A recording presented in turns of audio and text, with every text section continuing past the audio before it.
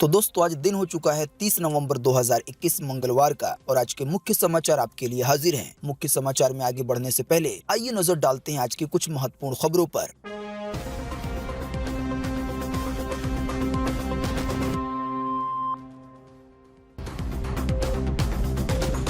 Finally एक साल के आंदोलन के बाद कानूनी रूप से संसद की दोनों सदनों में रद्द हुए तीनों कृषि कानून। नई जानकारी के मुताबिक 2 दिन में ही खत्म हो सकता है किसानों का आंदोलन। कोरोना वायरस के नए वेरिएंट की वजह से देश में कई लोगों को कोरोना वैक्सीन की तीसरी खुराक यानी कि बूस्टर डोज दी जा सकती है। केवल 15 दिनों में इससे जुड़े नियम ला सकती है भारत सरकार। एयरटेल, वोडा, आइडिया, जियो के रिचार्ज प्लान महंगे होने के बाद अब आई है एक ऐसी रिपोर्ट जिससे आपको पता चलेगा कि सबसे सस्ता प्लान किस कंपनी का है। पूरी दुनिया भर के बड़े संगठन यानी कि WHO ने कोरोना वायरस के नए वेरिएंट को लेकर दी है चेतावनी और बताया है इसे खतरनाक। पेट्रोल, डीजल और घरेलू गैस सिलेंडर को लेकर सीधे सरकार की तरफ से आई है एक बड़ी खबर। तो दोस्तों आज के इस मुख्य समाचार में हम आपको इन्हीं सब और इसी तरह की और भी बड़ी खबरों के बारे में बताने वाले हैं। इसी की वजह से वीडियो को थोड़ा सा भी ना भगाएं और देखें ध्यान से आखिर तक ताकि कोई भी जानकारी मिस ना हो। वीडियो में बढ़े आगे इससे पहले बस आपसे छोटी सी रिक्वेस्ट है कि इस वीडियो को लाइक कर दें और शेयर कर दें, क्योंकि आपका लाइक और शेयर करना ही होता है हमारी मेहनत का फल। तो आइए बिना देर किए चलते हैं सीधे आज की पहली बड़ी खबर की तरफ। जिस तरह लाए गए उसी तरह विदा हो गए तीनों कृषि कानून। लोकसभा राज्यसभा दोनों में ही लग चुकी है रद्द होने की मुहर। जी हां, बीते सोमवार को संसद के शीतकालीन सत्र का पहला दिन था और पहले दिन ही तीनों कृषि कानूनों की वापसी पर संसद ने मुहर लगा दी। जानकारी के मुताबिक विपक्ष के जोरदार हंगामे के बीच कानून की वापसी का विधेयक संसद के दोनों सदनों यानी कि लोकसभा और राज्यसभा में पारित हो गया। अब इसे साइन यानी कि हस्ताक्षर के लिए राष्ट्रपति के पास भेजा जाएगा और जैसे ही राष्ट्रपति हस्ताक्षर कर देंगे वैसे ही तीनों कृषि कानून पूरी तरह से खत्म हो जाएंगे। वैसे किसी कानून को बनाने या हटाने में संसद के अंदर काफी समय लग जाता है, लेकिन तीनों कृषि कानून को लेकर सरकार ने बड़ी जल्दी दिखाई है।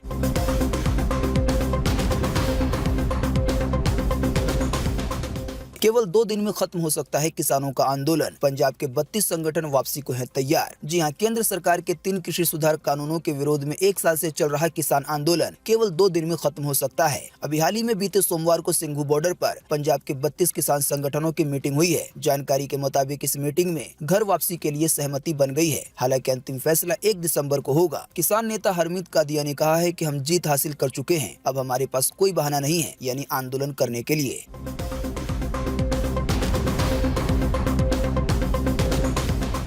कोरोना वायरस के नए वेरिएंट ओमिक्रॉन का भारत में भी बढ़ रहा है खौफ। केवल 15 दिन में कोरोना वैक्सीन की बूस्टर डोज यानी कि तीसरी डोज पर नीति ला सकती है भारत सरकार। जी हां, कोरोना वायरस के नए वेरिएंट ओमिक्रॉन को लेकर पूरी दुनिया में चिंता जाहिर की जा रही है। इसी बीच देश के कोविड टास्क फोर्स के हेड डॉक्टर NK अरोड़ा ने कहा है कि कोरोना वैक्सीन के अतिरिक्त और बूस्टर डोज को लेकर केवल 15 दिन के भीतर व्यापक नीति आ सकती है। जानकारी के मुताबिक डॉक्टर अरोड़ा ने कहा है कि वैक्सीनेशन पे national technical advisory group booster और अतिरिक्त डोज पर एक व्यापक नीति बना रहा है और ये नीति या कह ले नियम आने वाले 15 दिनों में भारत सरकार ला सकती है। बिल्कुल आसान सी भाषा में कहें तो इस नीति के जरिए ये फैसला लिया जाएगा कि भारत में किन किन लोगों को वैक्सीनेशन के बूस्टर डोज यानी कि तीसरे डोज की जरूरत है। जाहिर सी बात है, पता लगाने के बाद ऐसे लोगों को कोरोना के वैक्सीन की तीसरी डोज दी जाएगी।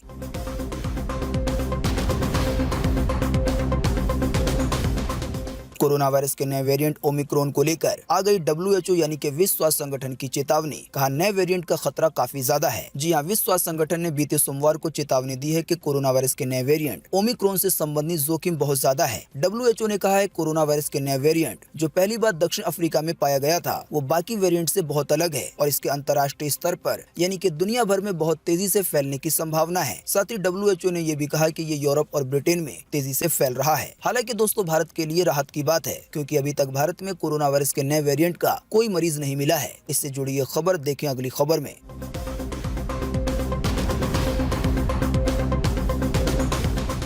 कि देश में फिलहाल नहीं है कोरोना वायरस का नया ओमिक्रॉन वेरिएंट। जानकारी के मुताबिक अब तक इसका एक भी केस सामने नहीं आया है आज 30 नवंबर 2021 तक। जी हां, कोरोना वायरस के नए ओमिक्रॉन वेरिएंट का भारत में अभी तक कोई मामला सामने नहीं आया है। आपको बता दें ये जानकारी एक सरकारी अधिकारी ने बीते सोमवार को ही दी है। कोरोना वायरस का नया ओमिक्रॉन वेरिएंट पिछले सप्ताह दक्षिण अफ्रीका में पाया गया था, जैसा कि हमने आपको बताया। हालांकि दूसरे देशों से भारत आने वाले कोरोना पॉजिटिव पाए जा रहे हैं। अभी फिलहाल तक तो किसी में भी कोरोना वायरस का नया वेरिएंट नहीं पाया गया है, लेकिन आने वाले दिनों का भरोसा नहीं।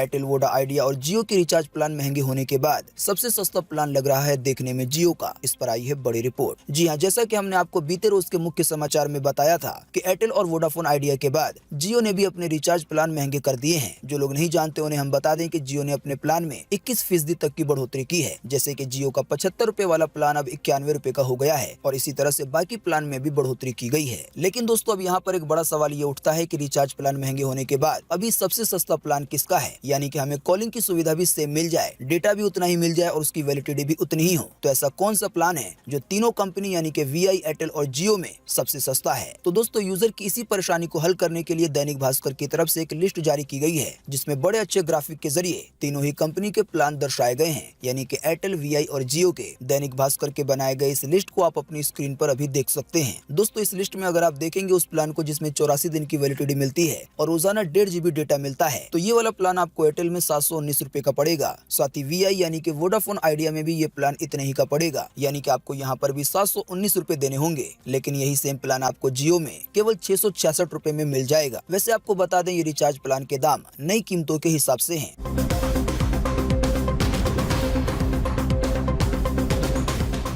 पेटीएम कंपनी ने लॉन्च किया पहला पेटीएम ट्रांजिट कार्ड। एक ही कार्ड से हो जाएंगे सभी तरह के काम। जी हाँ, देश की सबसे बड़ी ई वॉलेट कंपनी पेटीएम ने बीते सोमवार को पेटीएम ट्रांजिट कार्ड को लॉन्च कर दिया है। जानकारी के मुताबिक ये card one nation one card के थीम पर काम करेगा, यानी कि एक ही कार्ड से अब आप कई सारे काम कर सकते हैं। जैसे कि इस कार्ड को सभी मर्चेंट, आउटलेट या ऑनलाइन वेबसाइट पर इस्तेमाल किया जा सकता है। जानकारी के मुताबिक ये कार्ड एक प्रीपेड कार्ड होगा और ये आपके पेटीएम बैंक से लिंक होगा। आसान सी भाषा में कहें तो आपके पेटीएम बैंक में जितने पैसे होंगे, आप उतने के ट्रांजेक्शन इस कार्ड के जरिए कहीं पर भी कर पाएंगे। ऑनलाइन शॉपिंग करने के साथ आप इस कार्ड के जरिए एटीएम से पैसे भी निकाल सकते हैं। कार्ड लेने के लिए या इसके बारे में ज्यादा जानकारी प्राप्त करने के लिए आप सीधे पेटीएम ऐप पर जा सकते हैं।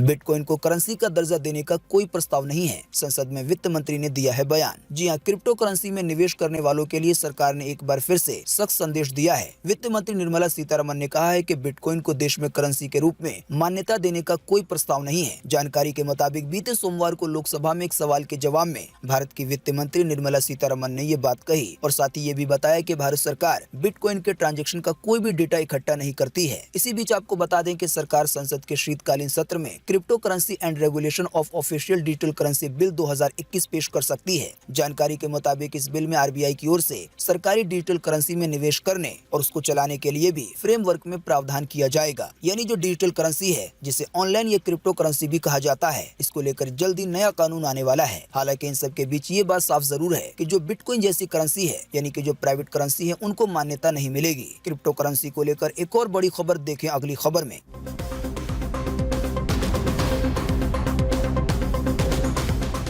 बॉम्बे हाई कोर्ट ने दिया निर्देश कि 17 जनवरी तक क्रिप्टो करेंसी बिल के बारे में पूरी जानकारी दे केंद्र सरकार। जी हां, बॉम्बे हाई कोर्ट ने बीते सोमवार को केंद्र सरकार को निर्देश देते हुए कहा है कि आने वाले 17 जनवरी 2022 तक क्रिप्टो करेंसी पर विधेयक पेश करने और इस मुद्दे पर आगे की कार्रवाई के बारे में कोर्ट को अवगत कराया जाए। आसान सी भाषा में कहें तो हाई कोर्ट ये जानना चाहता है कि क्रिप्टो करेंसी पर सरकार का आखिर क्या मुद्दा है और वो इसको लेकर किस तरह के कानून लाना चाहती है। साथ ही इसी बात के दौरान हाई कोर्ट ने ये भी कहा कि हम इस पर कानून बनाने का आदेश नहीं दे सकते, यानी कि पूरा फैसला सरकार के ऊपर है।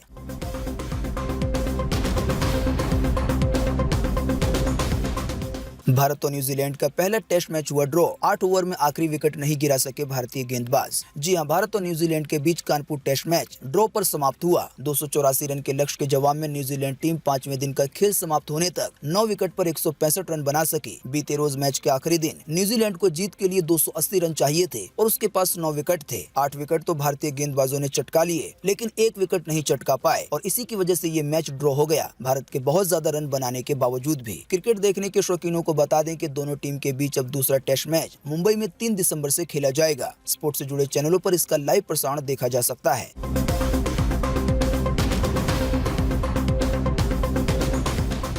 26 दिसंबर या इससे पहले हो सकता है यूपीटीईटी का एग्जाम। पेपर लीक होने की वजह से रद्द हुई है परीक्षा। जी हाँ, जैसा कि हमने आपको अपने बीते रोज के मुख्य समाचार में बताया था कि यूपीटीईटी के पेपर लीक होने के बाद ये परीक्षा रद्द कर दी गई। हालांकि अब परीक्षा को दोबारा कराने के लिए तारीख का ऐलान कर दिया गया है। जानकारी के मुताबिक यूपीटीईटी परीक्षा 26 दिसंबर या इससे पहले हो सकती है। बिल्कुल एग्जैक्ट तारीख कौन सी होगी, जल्दी इसकी जानकारी सामने आएगी। हालांकि ये बात अब पक्की हो गई है कि यूपीटीईटी की परीक्षा 26 दिसंबर या इससे पहले हो ही जाएगी।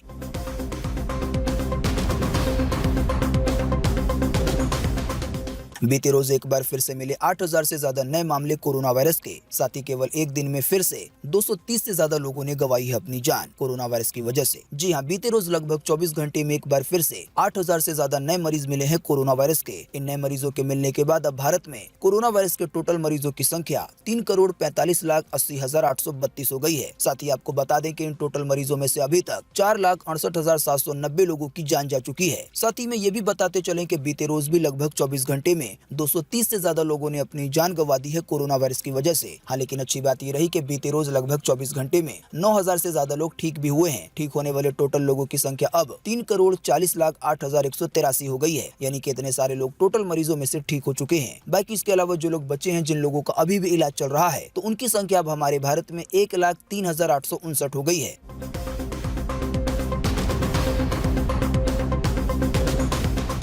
संसद का घेराव और खालिस्तानी झंडा फहराने की हो सकती है साजिश। अलर्ट हो गई हैं पुलिस और खुफिया एजेंसियां। जी हां, सिख फॉर जस्टिस संगठन द्वारा किसानों से संसद का घेराव करने और खालिस्तानी झंडा फहराने की अपील करते हुए एक ऑनलाइन वीडियो जारी करने के बाद खुफिया एजेंसियां अलर्ट हो गई हैं। जानकारी के मुताबिक दिल्ली पुलिस और अन्य एजेंसियों ने खुफिया एजेंसियों द्वारा सतर्क रहने के लिए कहा है। आसान सी भाषा में कहें तो खुफिया एजेंसियों को एक वीडियो के जरिए ये पता चला है कि काफी सारे किसान संसद का घेराव कर सकते हैं और खालिस्तानी झंडा फहरा सकते हैं। इसी की वजह से पुलिस और खुफिया एजेंसियों ने अलर्ट जारी कर दिया है।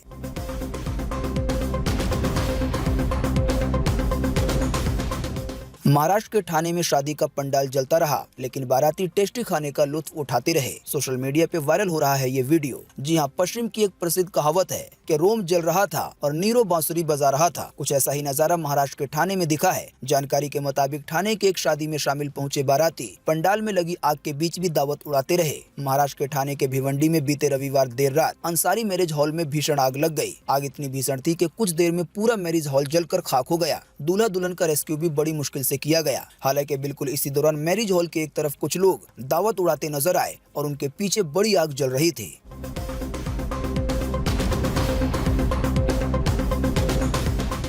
पेट्रोल डीजल पर उत्पाद शुल्क यानी कि टैक्स लगाकर 5 सालों में सरकार ने कितना कमाया? बीते सोमवार को संसद में मिला है इसका जवाब। जी हां, केंद्र सरकार यानी कि भारत सरकार ने बीते सोमवार को कहा कि 2016 से 2021 के दौरान 5 साल की अवधि में ईंधन पर कुल 11.74 लाख करोड़ रुपए के केंद्रीय उत्पाद शुल्क का संग्रह किया गया है। आसान सी भाषा में कहें तो केवल 5 साल के अंदर टैक्स के रूप में पेट्रोल डीजल से सरकार को 11.74 लाख करोड़ रुपए मिले हैं। जानकारी के मुताबिक इसमें उपकर भी शामिल है। केंद्रीय वित्त राज्य मंत्री पंकज चौधरी ने लोकसभा में दीपक अधिकारी के एक प्रश्न के लिखित उत्तर में ये जानकारी खुद दी है। बीते रोज संसद में घरेलू गैस सिलेंडर को लेकर भी एक महत्वपूर्ण जानकारी सामने आई है। इससे जुड़ी ज्यादा जानकारी देखें अगली खबर में।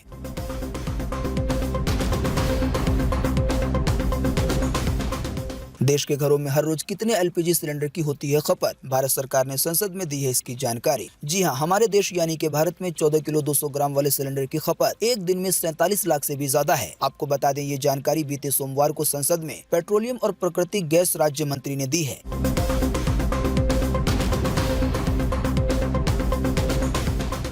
अनाथ आश्रम में सामने आया किशोरी से दुष्कर्म का मामला। 5 महीने की गर्भवती है पीड़िता। जी हां, देहरादून कोतवाली थाना क्षेत्र में रहने वाली एक किशोरी से दुष्कर्म का मामला सामने आया है। घटना का पता किशोरी के गर्भवती होने से पता चला। दरअसल ये लड़की अनाथ आश्रम में रहती है। वहीं दुष्कर्म करने वाला आरोपी भी आश्रम में ही रहने वाला नाबालिग छात्र बताया जा रहा है। दुष्कर्म यानी कि बलात्कार की वजह से लड़की 5 महीने की गर्भवती है।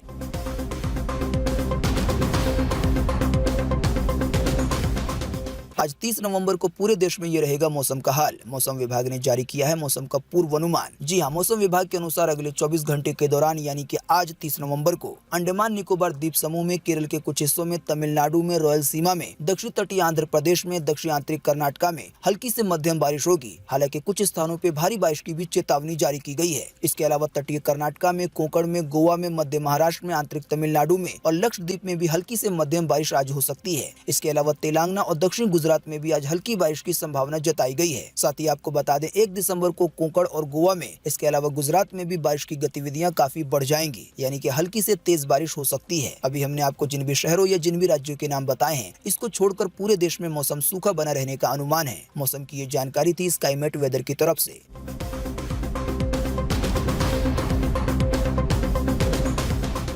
राजधानी दिल्ली में बढ़ा डेंगू का प्रकोप। इस साल दर्ज किए गए 8,200 से ज्यादा नए मामले। केवल नवंबर के महीने में मिले हैं 6,700 मरीज। जी हां, डेंगू से राजधानी दिल्ली के हालात काफी गंभीर बने हुए हैं। जानकारी के मुताबिक इस साल अभी तक 8,276 लोग डेंगू की चपेट में आ चुके हैं। आपको बता दें पिछले 5 साल में ये आंकड़ा सबसे बड़ा है। हालांकि पूरे साल में सबसे ज्यादा डेंगू के नए मामले इसी महीने यानी कि नवम्बर में देखने को मिले हैं। जाहिर सी बात है, इसी की वजह से दिल्ली या इसके आसपास के राज्य के लोगों को मच्छरों से बचने के लिए सावधानी बरतनी चाहिए।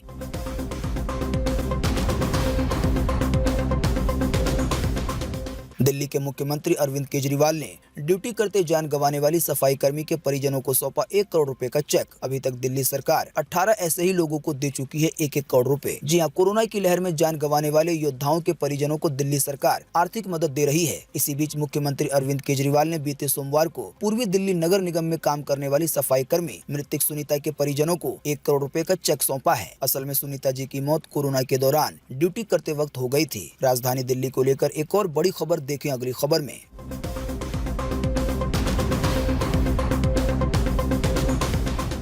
ट्रकों को राजधानी दिल्ली में 7 दिसंबर तक नहीं मिलेगा प्रवेश। हालांकि सीएनजी और ई ट्रक के लिए रहेगी अनुमति। जी हां, प्रदूषण को लेकर दिल्ली में ट्रकों के प्रवेश पर लगे प्रतिबंध को 7 दिसंबर तक के लिए बढ़ा दिया गया है। हालांकि सीएनजी और जो ई ट्रक है, यानी कि जो ट्रक सीएनजी से चलते हैं या बिजली से चार्ज होकर चलते हैं, उनको अनुमति रहेगी। बाकी इसके अलावा जो ट्रक पेट्रोल या डीजल से चलते हैं तो उनको 7 दिसंबर 2021 तक दिल्ली में आने की अनुमति नहीं होगी। दोस्तों, अगली खबर के बारे में बताने से पहले आपके लिए एक बड़ा सर्वे और एक बड़ा सवाल। अगर आप इसमें हिस्सा लेंगे और इस सर्वे का जवाब देंगे तो इससे काफी कुछ पता चलेगा। दोस्तों, जैसा कि हमने आपको आज के मुख्य समाचार की पहली खबर के तहत बताया कि जो कृषि कानून है अब वो जल्दी पूरी तरह से रद्द हो जाएगा और जो किसानों का आंदोलन लगभग 1 साल से चल रहा है वो भी जल्दी खत्म हो जाएगा। तो दोस्तों, आपको इसी के बीच इसी वीडियो के नीचे कमेंट बॉक्स में कमेंट करके बताना है कि भारत सरकार ने तीनों कृषि कानूनों को वापस लेने का फैसला जो लिया है, तो ये आपकी पर्सनल राय के हिसाब से सही है या गलत है। इस पर आपकी पर्सनल राय क्या है? फटाफट से आप अपना जवाब इसी वीडियो के नीचे कमेंट बॉक्स में लिख डालिए। आपके दिए हुए जवाब से काफी कुछ पता चलता है।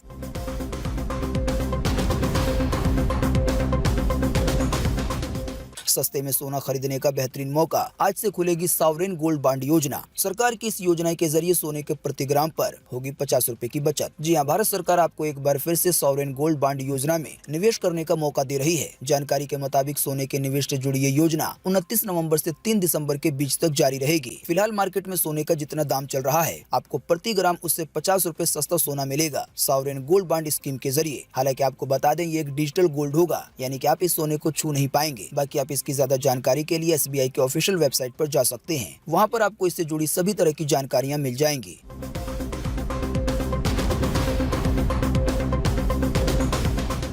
सोने के दाम में फिर आई तेजी। आइए बताएं सोने चांदी का ताजा भाव। जी हां, बीते रोज एक बार फिर से सोने के दाम में 242 रुपए की बढ़ोतरी दर्ज हुई। इस बढ़ोतरी के बाद अब 10 ग्राम 24 कैरेट सोना राजधानी दिल्ली में 47,242 रुपए का है। वहीं अगर बात करेंगे चांदी की, तो चांदी के दामों में भी 543 रुपए की बढ़त दर्ज हुई। इस बढ़ोतरी के बाद अब आपको 1 किलो चांदी 62,248 रुपए में मिलेगी राजधानी दिल्ली में।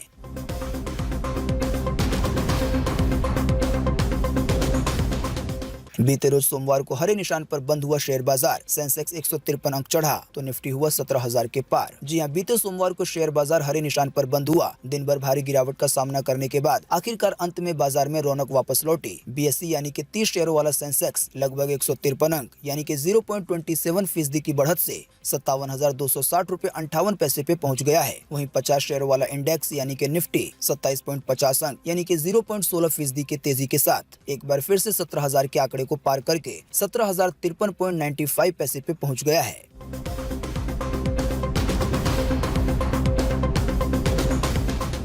मोटरोला ने भारत में लॉन्च किया नया स्मार्टफोन, कीमत है केवल 12,999 रुपए। जी हाँ, मोटरोला इंडिया ने अपने नए स्मार्टफोन मोटो G31 को भारत में लॉन्च कर दिया है। मोटो G31 में मीडियाटेक प्रोसेसर के साथ ट्रिपल रियर कैमरे का सेटअप दिया गया है। जानकारी के मुताबिक मोटो G31 में 5000 mAh की बैटरी दी गई है। इसके अलावा इसमें आपको 50 मेगापिक्सल का कैमरा मिलेगा। फोन को 2 कलर वेरिएंट में उतारा गया है। फोन की शुरुआती कीमत 12,999 रुपए है। बाकी फोन के फीचर की और ज्यादा जानकारी आपकी स्क्रीन पे दिखाई जा रही है। आप वीडियो को रोककर इसे देख सकते हैं या इसके अलावा और ज्यादा जानकारी प्राप्त करने के लिए सीधे मोटरोला की वेबसाइट पर जा सकते हैं। तो दोस्तों, आज 30 नवंबर 2021 की यही ताजा खबरें थी और महत्वपूर्ण खबरें थी। उम्मीद करते हैं इससे आपको काफी कुछ जानकारी मिली होगी। हम बस इसके बदले में आपसे इतना ही चाहते हैं कि आप इस वीडियो को लाइक कर दें और शेयर कर दें, क्योंकि आपका लाइक और शेयर करना ही होता है हमारी मेहनत का फल। वीडियो देखने के लिए आपका बहुत बहुत धन्यवाद। Thanks for watching.